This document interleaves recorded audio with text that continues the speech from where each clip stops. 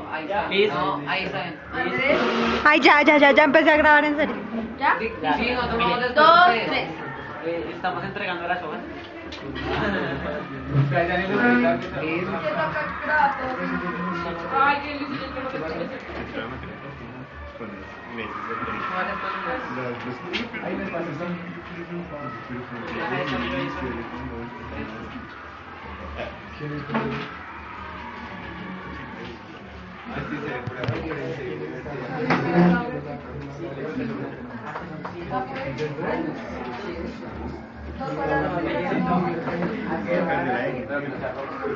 Qué varita.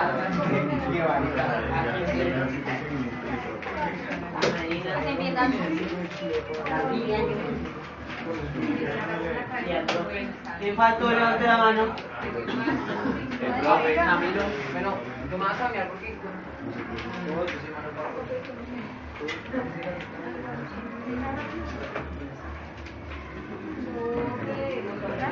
Silencio. Bueno, a nosotros nos tocó el tema de circuitos eléctricos. Un circuito eléctrico es el camino que recoge una corriente eléctrica. Se inicia en una terminal de una pila y atraviesa el conducto eléctrico, que es un cable de cobre.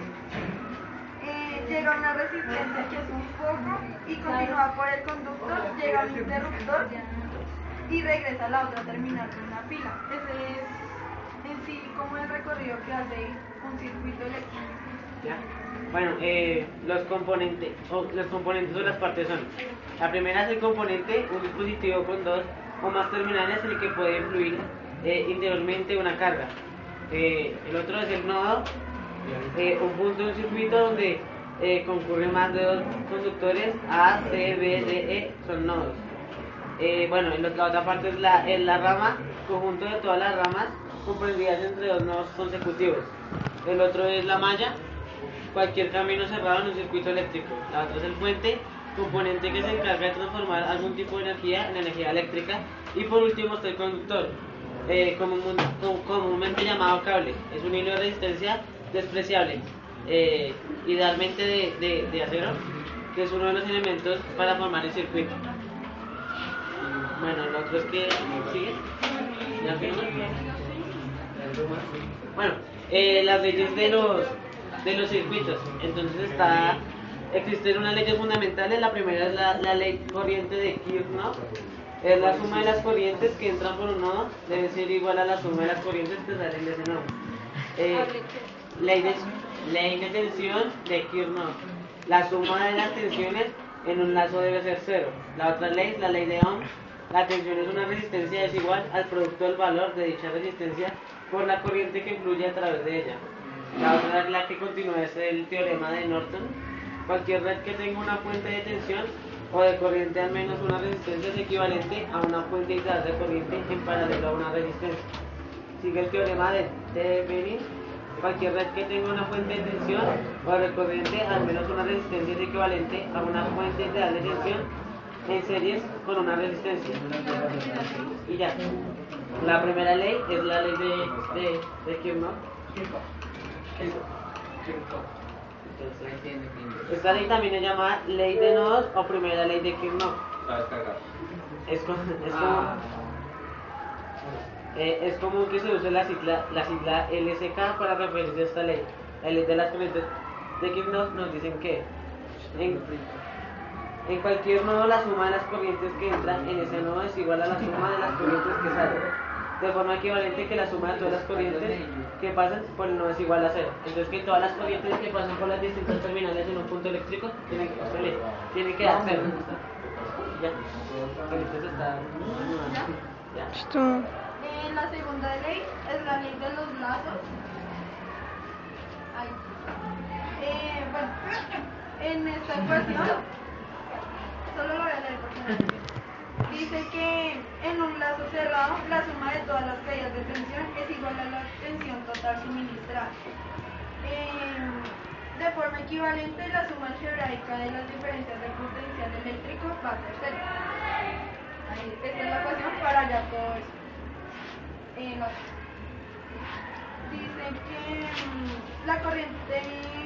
con la corriente de los voltajes se pueden ser complejos y es deseable ahora es una ecuación. Bueno, la ley se basa en la conservación de un campo potencial eléctrico. La ley no tiene nada que ver con la ganancia o pérdida de energía de los componentes eléctricos. Es una ley que está relacionada con el campo de potencia generado por las fuentes de tensión.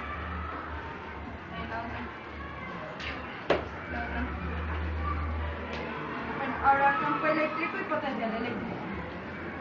En la ley puede verse como una consecuencia del principio de la conservación de la energía. Ese potencial, Pablo, se define como una integral de líneas sobre un campo eléctrico. Está esta ecuación que dice que la integral de la línea del campo eléctrico alrededor de un lazo cerrado va a ser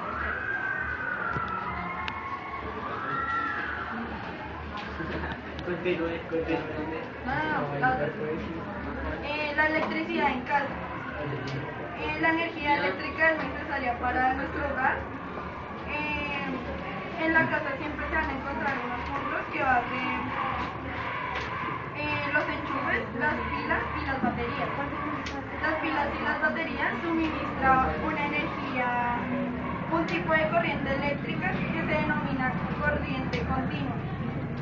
Se utiliza en los celulares, en los electrodomésticos, en los relojes y los radios. De los enchufes se obtiene la corriente alterna que se suministra en las compañías eléctricas.